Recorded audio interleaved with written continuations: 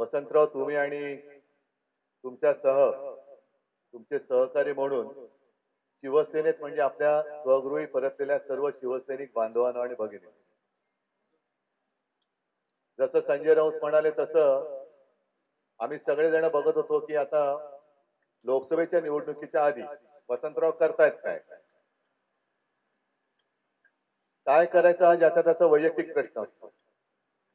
आणि एका गोष्टीचं मला नक्कीच मी म्हणेन समाधान आहे की तुम्ही पहिले शिवसैनिक होतात.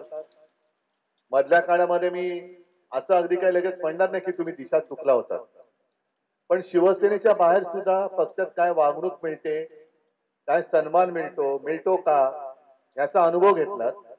आणि तो अनुभव घेऊन तुम्ही आता अधिक परिपक्व होऊन स्वगृही परतलेला आहात. त्याच्यामुळे आज तुमचं महत्व आणि तुमचं काम आणि तुमची जबाबदारी फार मोठी आहे. साहजिकच आहे, मी आतमध्ये शिवबंधन तुम्हाला आणि तुमच्या सहकार्याने बांधत असताना काही जण मला म्हणाले की आम्ही सुद्धा पहिले शिवसैनिक होतो. मग आता तुम्हाला सगळ्यांना शिवसैनिक होतात आणि शिवसेना सोडल्याबद्दल शिक्षा तर झाली पाहिजे आणि ती वसंतरावनं पण झाली पाहिजे, हो की नाही? बघा आता हे सगळे म्हणतात हो शिक्षा झाली पाहिजे की नाही. अरे हो की नाही, तुम्हाला पण मिळणार शिक्षा. आणि शिक्षा हीच आहे की पूर्वीपेक्षा कित्येक पटीने मला पुण्यामध्ये शिवसेना वाढवून पाहिजे. ही वाढवण्याची जबाबदारी ही, शिक्षा हा गमतीशीर शब्द आहे, तो तसा या अर्थाने घेऊ नका, पण ही जबाबदारी म्हणून घ्या. कारण जरी पुण्यातनं तुम्ही आला असलात तरी गेल्या कालच्या लोकसभा निवडणुकीने महाराष्ट्राने नाही म्हटलं तरी देशाला एक दिशा दाखवलेली.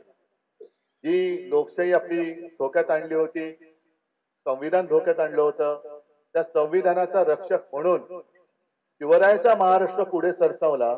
आणि आपण जे नेहमी म्हणतो की महाराष्ट्र हा देशाला दिशा दाखवत आलेला आहे, ती दिशा महाराष्ट्राने दाखवली. आता ती होती ही लोकशाहीची आणि देशाच्या संविधानाच्या रक्षणाची होती. होणार आहे की गद्दारी, खोकेबाजी आणि लाचारीच्या विरुद्धची लढाई होणार आहे. महाराष्ट्राच्या अस्मितेच्या अस्तित्वाची लढाई होणार आहे. आणि पुणे म्हटल्यानंतर पुणे क्रांतिकारक विचारवंत हे सगळ्यांचं विद्येचं माहेरघर आहे. त्याच्यामुळे पुणे हे उद्याच्या सत्ता बदलाचं केंद्र असलं पाहिजे. आणि पहिला सत्ता बदलाचा जो काही पाया आहे किंवा खडकवासल्यात आणणं म्हटल्यानंतर खडक आहे, तो पुण्यातून सुरुवात झाली पाहिजे. आणि लवकरात लवकर, कारण मी सुद्धा बरेच दिवसात पुण्यात आलेलो नाही, मध्ये लोकसभेच्या निमित्ताने आलो होतो, तुमच्या तिथे आलो होतो वाटतं वारजाला, पण खडकवासलाच होतं, खडकवासला. पण आता येईन तो माझ्या शिवसैनिकांचा मेळावा झालाय, शिवसैनिकांचा. आणि त्यावेळेला शहरातली संपूर्ण आपले कार्यकर्ते सगळे शिवसैनिक हे एकत्र बोलवा. सगळ्यांसमोर मला यायचंच आहे, सगळ्यांच्या भेटीला यायचंच आहे. पण तूर्त वसंतराव, तुम्हाला आणि तुमच्या सगळ्या सहकार्यांना शिवसेनेत पुन्हा सामावून घेताना मला नक्कीच आनंद होतोय. आणि तुमच्या माध्यमातून शिवसेना ही आणखी कित्येक पावलं पुण्यामध्ये पुढे जाईल. आणि तो जो एक काळ होता पुण्यात, एका काळी आपले शिवसेनेचे 5 आमदार होते, 5 आमदार होते आपले शिवसेनेचे, तो काळ पुन्हा आणायचा मला. पुन्हा पुन्हा पूर्णपणे शिवसेना आणि भगवामय करायचंय. आणि तो भगवा तुम्ही सगळे मिळून तिकडे फडकाल ही खात्री बाळगतो. शुभेच्छा देतो. जय हिंद.